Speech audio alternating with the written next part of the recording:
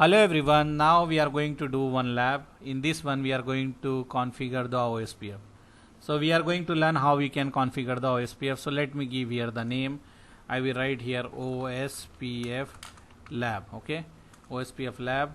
And if you see this one, later we will update whatever version we have, we will use that one only. And here we need to wait, we will get the okay, then we can start that one. So now everything is good. I will take two router. Okay, I will take two router and we will do the configuration OSPF basic setup. So with this one we can connect the router fast Ethernet 0x0 to fast Ethernet 0x1. We can connect to any interface, no issue. And then I will power on the both router. After that, let me take the console of this one.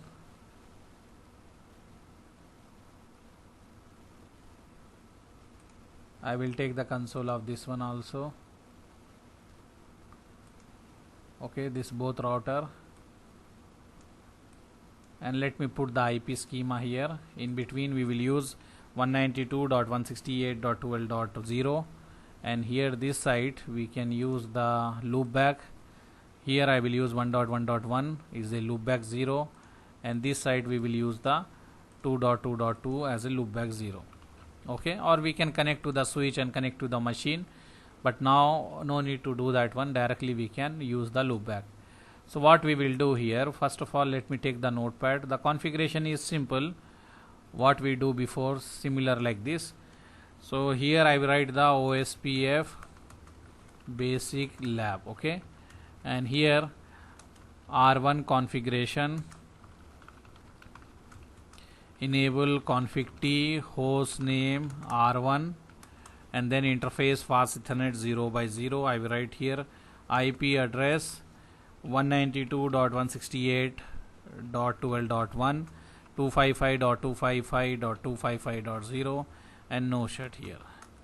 And then we have one more interface fast Ethernet 0 by, we have the loopback, okay, so I will write interface loopback 0, and then IP address I will write 2.2.2.1. Because this is R1, so I will write 1.1.1 255.0.0.0.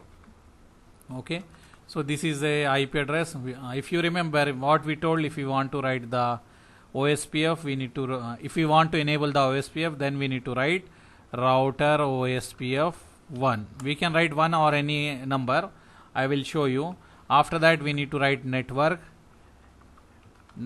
and then we will write the network ID. So this one number we have, so here we need to calculate the network ID.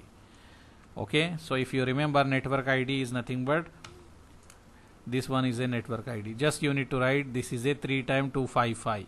So this is a network portion, network, this is a host. So wherever host you will make 0. So this is the network ID. After that you need to write the wildcard mask. So wherever you have 255, that will become 0, this will become 0, this will become 0, and this will become 255. Okay, so what we will write here, we will write here this one 0.0.0.255. After that we will write area 0. We want to put in area 0, so I am writing area 0. We can put any area. Okay, so this is the network command, with this one we are advertising. After that we will write the here 1.0. Let me remove this all, and then type all. So now I will write 1.1.0.0.0. okay, because here only 255, so network ID will be only this one, remaining will be 0. So 3 times 0, and after that 1 times 0, and then 3 times 255. This is a wildcard mask, and then area 0.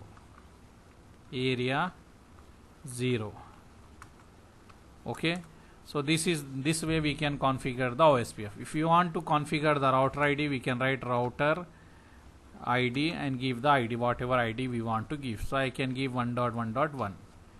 okay, so this is the OSPF configuration for R1. Now we need to do for R2, so I will copy this whole thing and I will paste here. Okay, I will go here, I will paste here, and we will modify the configuration as per our topology. So this is R2, and this should be R2, and this is a fast Ethernet 1/0, 0/1, and this should be 2 here, and here this should be 2.2.2, 2.2.2, and here router ID should be different, here 2.2.2.2, and here if you see this will be okay, and this should be changed to 2. Okay, all the thing is okay. Let me copy and paste and check one by one it is okay or not. So I will copy this one from here, I will go to the R1, and here let me paste here. I paste everything here. Let me check here. Okay, any error? Nothing, no error. Now let me copy and paste in R2 also. So let me copy and paste this in R2.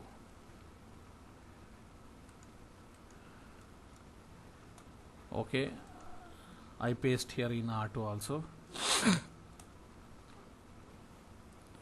So what else we can do? We can yeah, everything is good. Now I can save the configuration if you want to save, or we can go and check here. I can check here. We need to wait some time, it will take some time. After that I can write show IP root. So still we don't have any root, directly connected we will have. Show IP OSPF database. If I check the database, still only we have this one, the our link only, that is 1.1.1, and now we have the link up. If you see, loading to full. So now we have the information from the neighbor. If you check, we have the neighbor information. This is our link information, this is our neighbor information, if you see this one. And what else I can show you? This one, if I, this is having two link. Okay, so this 1.1.1 is our this one, and if you see, we are advertising two link. We are advertising F0 by 0 and the loopback 0. That's why it is showing 2 here. And also if we see, this is a 2.2.2 is a R2. In R2 also we have two link we are advertising. That is, one is this loopback 0 and this is the fast Ethernet 0 by 1. Okay, and now we can check the other table, show IP root. So if you see in the routing table, we are learning, I am inside the R1. So I am learning this 2.2.2 network. If anyone want to go to this network, okay, if anyone want to go to this network, they can forward the traffic to this interface here, and this is a time come up. And what is our leaving interface? This one, fast Ethernet 0 by 0. This is our leaving interface. And neighbor table, let's see, show IP OSPF neighbor. To check the neighbor table, I am inside the R1, so they are saying that this is our neighbor ID, the router ID, and he is the having the priority 1, and he is in the state full, and he is a DR. Okay, this guy become DR, and if you see, this is the dead time, and this is the IP address of that guy, this IP address of this interface, and our leaving interface, if you want to go, that is this one, fast Ethernet 0 by 0. So this is a neighbor table. Later we are going to discuss the states and the DR BDR. Now we are in the initial stage only. That's why I am just showing you basic thing. Later we will go in the detail. And also we can capture the packet in the Wireshark. They are sending the hello packets, so we can capture also. If we write here OSPF, here OSPF, and if I press this one, if you see, this is the hello packets. Okay, they are sending the hello packets. We are going to see the packets later. So OSPF, this guy 192.168.12.1 R1 is sending to the multicast address 224.0.0.5. they are sending hello packet, and then the R2, that is 12.2, this guy is sending the hello packet, okay, to this MAC address, again 12.1, again 12.2. so they are sending one by one, they are sending the hello packets. If you want to check what is present in the hello packet, we can open and check also. So if you see, this is the hello, this is OSPF header. In that one we are using the version 2.